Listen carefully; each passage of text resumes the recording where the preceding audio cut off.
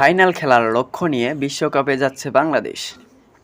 মালয়েশিয়ায় আগামী 18 জানুয়ারি শুরু হবে অনূর্ধ্ব-19 নারী বিশ্বকাপের এবারের আসর। টি-20 সংস্করণের এই টুর্নামেন্টে খেলতে যাওয়া আগে শ্রীলঙ্কার বিপক্ষে 4টি ম্যাচ খেলবে বাংলাদেশ।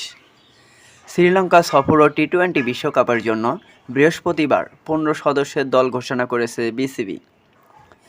আসন্ন এই বিশ্বকাপের ফাইনাল খেলার আশা নির্বাচক সজল আহমেদ চৌধুরীর। তিনি বলেন, আমাদের দলের সবগুলো দিকেই বিবেচনা করেছি।